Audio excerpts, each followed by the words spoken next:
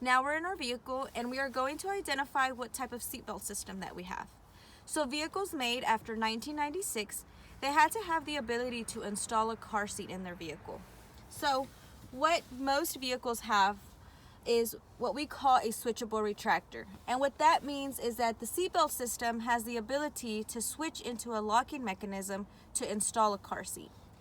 So first, what I want to point out is that all seatbelts have what we call an emergency locking mode. And what that means is that when you slam on the brakes or there's a sudden stop, the seatbelt will lock in place to hold the passenger in. And so I'm going to pull on it, okay? And every time I pull on it or I yank on it, it locks on me. And that's what we mean by emergency locking system, is that it holds the passenger in place in the event of a crash, sudden stop, or sudden jolt. Okay, but to activate that retractor, the way that we do that is we're going to pull the seatbelt out all the way until we can't pull anymore, or even sometimes we'll hear a click at the top here. So we'll see what this vehicle does. Okay, so I'm going to pull the seatbelt out all the way slowly until I can't pull out anymore. Okay, so I heard a slight click, and so that technically means that the seatbelt, the locking mechanism has been activated, but I'm going to test it anyway because I want to make sure. So the way that I'm going to do that is by feeding it back in. So you hear that rewind and it's locking on me every time I try to pull some out. So that's how I know that I've activated that locking mechanism. Okay. Alright, so now that we've identified what type of seatbelt system that we have, now we can adjust the seat before we begin the actual installation. So this type of seat here, it does have a reclined foot down here, which always needs to be pulled out in the rear facing position.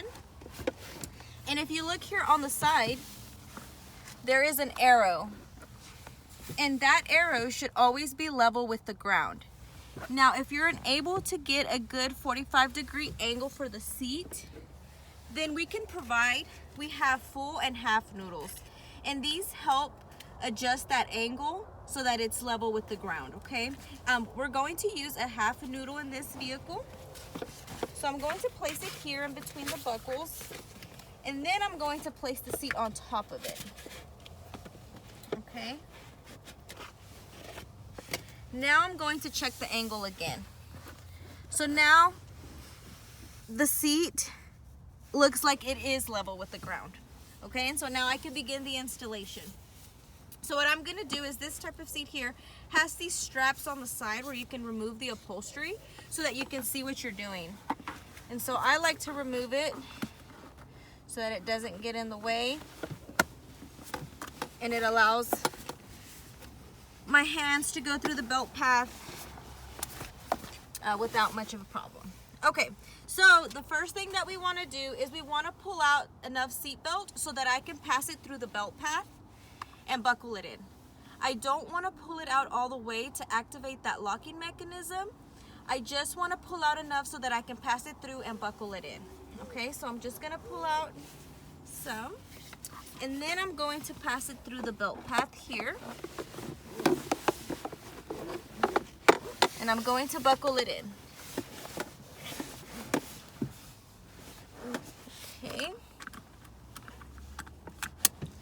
Now, I do want to point out here that the seat belt does need to go between these two crotch buckle slots. Okay. We also want to make sure that the seat belt is nice and straight and there aren't any tangles, because that can prevent us from getting a tight installation. Okay, so I'm gonna pull and make sure that it's nice and straight. Okay, the lap portion of the seat belt is what's going to hold the car seat in place. So this top part, what we call the shoulder belt, is what I'm going to be pulling on to get that slack out to tighten the lap part of the seat belt, okay? So now I'm going to activate the retractor, and so remember, I'm going to pull it out all the way slowly. Okay, I heard the click, but I'm still going to test it because I want to make sure. So I'm feeding it back in and it's locking on me. Okay, so I know that it's activated. So now what I'm going to do is I'm going to press down on the center of the seat, And remember, with this top portion, or what we call the shoulder belt, I'm going to pull the slack out so that the lap portion gets nice and tight. And I'm going to feed it back in until I can't pull any more out. Now, you can also get behind the seat if you need to.